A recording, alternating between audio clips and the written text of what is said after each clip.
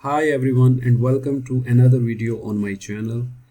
Cisco has recently announced new certification path and scheme with major changes and updates, and of course CCNA has changed as well.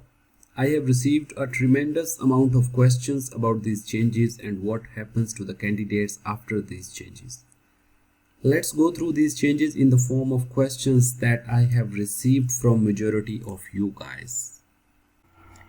Okay, so first of all, the question which is on top and I am getting a lot every day since the new certification path, new certification scheme has been announced is that what is the new CCNA and how many tracks do we have? So we have only one track for CCNA, which is 200-301. So this is the only exam we can attempt. Previously, it used to be around 10 exams, which was cloud, enterprise, security, service provider, everything. But now there is only a single composite exam which covers everything. There are no tracks, no flavors, you cannot change. So if you want to start your career with Cisco, then you have to go for this exam. Okay. And then other than that, we have in CCNP 5 tracks, which is enterprise, security, service provider, collaboration and data center. And there is an additional one in CCIE which is called wireless. You might have observed there is one change and another change. So this is basically there are two changes. One is that a new type of exam, a new type of level has been announced, which is called specialist now. So specialist is basically when you pass any core exam, then you become specialist, and the same core exam you can use for your CCNP, and the same core exam will help you for the CCIE as well. So there is no CCIE written anymore, there is only lab. And the same core exam, if you observe in here, let me just show you quickly that if you observe that CCIE has same exam as CCNP, so which is 300-401, for example, enterprise. So once you pass the core exam, then you are good to go for your CCNP and also your CCIE lab. Previously there were different exams for CCNP, and there was a written exam here and then a lab exam. But now there is a core exam, you pass the core exam and then you become the Cisco specialist certified. So this is a major change. And other change which you might have observed is the DevNet. So DevNet is a special stream now, and then there are all levels in DevNet. We have associate level, which you can call CCNA. So there is 200-901 exam separate for this. Basically there are two exams. For Cisco CCNA we have 200-301 and then we have 200-901 for DevNets, and then DevNet also has specialist level, NP level and also CCIE expert level. But for CCNA you might have observed there is only one composite exam, which is 200-301. So this is a composite exam and you have to go through it if you want to pursue, if you want to start your career with Cisco. But there is another change. If you don't want to go for CCNA, you can directly go for specialist level, you can directly go for CCNP level, you can directly go for the CCIE level. There are no restrictions anymore. Previously you could go for CCNA, yes, so you could go for CCNA, you were well and good to go for CCNA, but you were not able to go for CCNP. So CCNA was a prerequisite if you want to move to CCNP level, but it is not the case anymore. You can go directly for CCNP, you can directly approach CCIE, you can directly go for CCNA. So you can approach all levels directly, because you might be on a different level of your career. I think this is a more justified scheme, because there might be some guy who is well experienced but he has not done any certification so far. So might be he has 10 years of experience and he is already at CCIE level or CCNP level with 8 years of experience. So then why he has to go for CCNA first and then only he can go to CCNP? This was not a fair thing which has been changed by Cisco now, and you can directly go for CCNP. You can directly go for CCIE as well. CCIE you could go previously as well. You could attempt CCIE written directly, but CCNP you were unable, but now you can go for CCNP as well. So this is just a summary of the whole certification scheme which has been announced by Cisco, and there are a lot of discussions going on and questions. So I thought that I should answer all the questions once. Now if you have any further question about this, you can write into the comments and I will be happy to answer. You can approach me as well anytime. Another question which people are asking is that, is there any change in the exam format of CCNA? Yes, there is a change in the exam format, but not so major. So just previously, you know, in the current or existing exam, another question which people are asking, is there any change in CCNA exam format after the application of the new scheme? Yes, there is a change, but only the exam time has changed. It's not a major change. The question types are still same. You know, we still have the drag and drop type of question, multiple choice, multiple answers, multiple choice, single answer. We have simulations, we have simlats, we have small labs, you know. So everything is same in this new exam format. So except the time, you know, you might have observed that the time was 90 minutes before, and now the time has been changed to 120 minutes. So you have now 2 hours for your CCNA exam. So that's the only change, but there are many other changes. Let's go through them one by one. The next question which you guys are asking is that whether there is a change in the exam topic in the new CCNA in 2020. Yes, there is a major change in the new exam topics as compared to the old CCNA routing and switching. So I can give an example of routing and switching, but there is a change, you know, from everywhere, because now we have a single CCNA exam. So you can think that security is there, data center flavor is there, collaboration, everything is there into the single new exam now. So but majority of that has come from the CCNA routing and switching. For example, the new fundamental, you know, the previous 200-125 CCNA routing and switching was having basically 7 topics, you know, 7 exam topics, and the new one is having only 6. But there are many new exam topics as well. For example, automation and programmability. You might have heard, or you might have gone through from Cisco that automation and programmability, they are focusing a lot, and this is the future. But it does not mean that our jobs are going and the machines or like automation will take over. So this is a new thing. Other than that, the exam topics have been shuffled and some new exam topics have been brought in from the other branches, from the other tracks, other flavors. For example, this network fundamental now covers the old network fundamental, and it also covers the WAN technologies. So WAN technologies and old network fundamentals both have been merged into the new network fundamental. Percentage has been increased to 20%. Previously it used to be only 15%, which is not a major change actually, it's just the shuffle, you know. And then we have the LAN switching technology, and we have, previously it used to be called, you know, the routing technologies, and then we have the LAN switching technologies. Both have been merged into IP connectivity and the network access as well. Previously we used to have the infrastructure services, we also have IP services now. There was infrastructure management, you know, SNMP, syslog, everything. So this syslog and everything, management and services, both have been merged into the new IP services, and the percentage is only 10%. Then there was security, 11% previously, and now the security 11% previously, but the security is still coming, and the percentage has been increased from 11 to 15%. And automation is something new in this blueprint. So the new exam name is 200-301 if somebody want to go through that.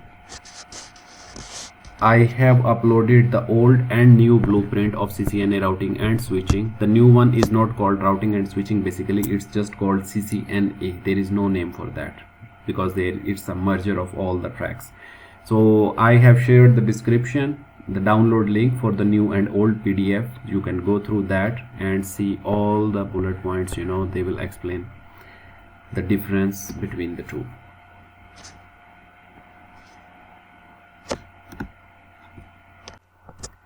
The next major change, which we have discussed already briefly, is that previously it used to be a lot of different tracks. For example, routing and switching, security, design stream, CCNA industrial, CCNA service provider.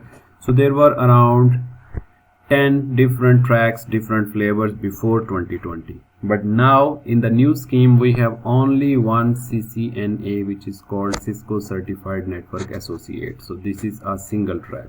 After February 2020, this will be the only track available if you want to go for the exam. So there is no more CCNA security, there is no more routing and switching. So you will have the chance to select your track on the CCNP level. After you pass the core exam of CCNP level, then in the concentration exam you will be able to select all of these tracks again. Not all of these, basically we have only 5 tracks available now, which we just discussed. So we don't have so many flavors, not so many tracks, we have only 5 tracks for CCNP now, which is called enterprise, security, service provider, collaboration and data center.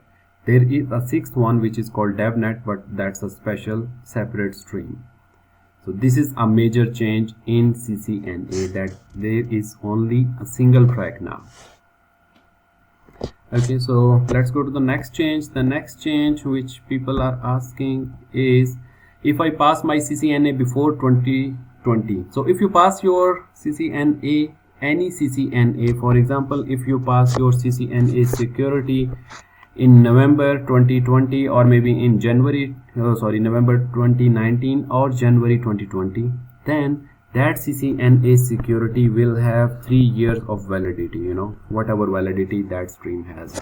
So if that track has 3 years validity, that will still appear on your badge, on your profile. That badge will appear until it expires. So for example, if it expires after 3 years, if it expires in 2023, if you have passed already, or if you passed last year, so it will expire in 2022. So after 2022 you will not be able to renew it anymore. So the new certification which will be available is only composite CCNA, the new CCNA. But it does not mean that if you have passed something, Cisco is gonna drop that thing.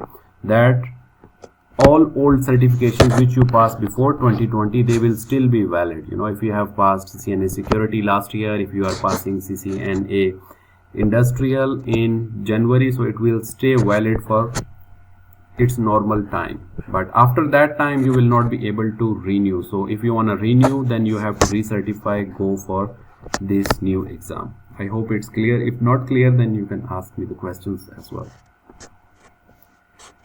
Okay, so after this, the next question which you guys are asking is that, can I renew or recertify my CCNA security after 2020? So I have already explained this answer. If you pass that, then it will be valid, but you will not be able to renew. To renew it, either you go to CCNA, normal CCNA, the new one, or you go for the core exam of CCNP and CCIE level. So wherever you want to continue, it's your choice.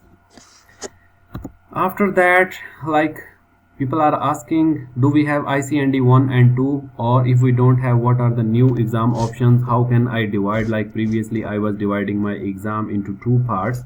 So will I still be able to divide my exam into 2 parts? So previously, like every one of us knows, that in the old CCNA exam options, which is still valid until 2020 February. So either you could have gone for option number 1, you could go for CCNA composite, go for the exam one time, or you could split it into 2 parts. One is ICND 1 and ICND 2.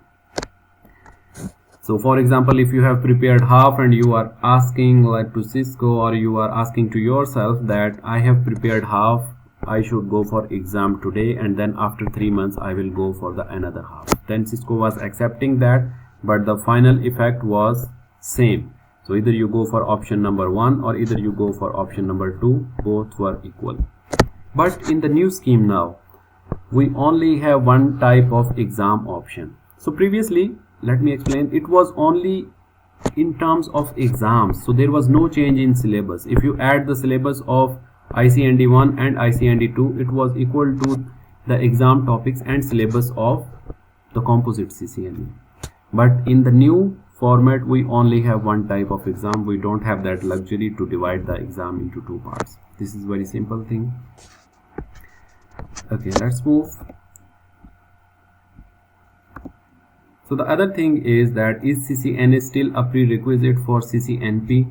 The answer to this question is no. So there is no prerequisite in the new scheme, not only for CCNA, CCNP, but for everything. We don't have any prerequisite for CCNP or CCIE or CCNA. Everybody can go directly based on your experience.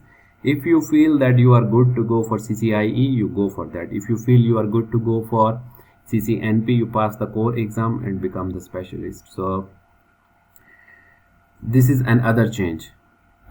So previously, let me explain quickly. Previously in the old scheme, if you want to go for CCNP, then you had to go for CCNA first as step number 1, and then you can only move to step number 2. But in the new scheme, in this one updated, which is valid after, which is launching on February 2020. Another point is, any type of exam which is getting, all this scheme is getting validated and being initiated from February 2022. So for example, if you say today, can I implement this? You cannot. So you have to follow the current rules. Okay.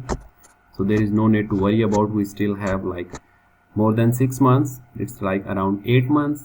So you can still do whatever you are doing and don't worry about that. But you should know what is gonna happen in future. Okay. So in the old exam, there was, there were some prerequisites. So you had to do step number 1 to go for any type of step number 2. But in the new scheme, in the updated scheme, so you can go directly for CCNA, which is your starting point. But if you want to go for CCNP, you can go directly for your core exam. But if you want to go for your CCIE, so CCIE, you can also go directly for the core exam and for the CCIE lab exam. There is no prerequisite, which is a very good thing in my view. If you contradict with the view, or if you think differently, then maybe you can tell in the comments, which might be helpful for the people and for me as well. Okay. After that, people are asking, is there any change in the CE, the continuing education scheme? I think not every one of us knows there was a scheme already in place even before February 2022, that if you want to renew your certificate, for example, you passed your CCIE today and you want to upgrade the CCIE, recertify within 2 years, so you could have gone, or CCNP, you could do the continuing education. You can attend some, Cisco live webinars, Cisco live classes, trainings, all of that. You don't have to go for exam. But the major change is, it is still valid. The continuing education scheme is still valid, and it was there before. It's not a new thing. If you haven't seen that, then you can go through it now. But what is the change now? The major change is that you can mix up these things. For example, if you want to go for your CCNP, if you want to go for your CCNP today,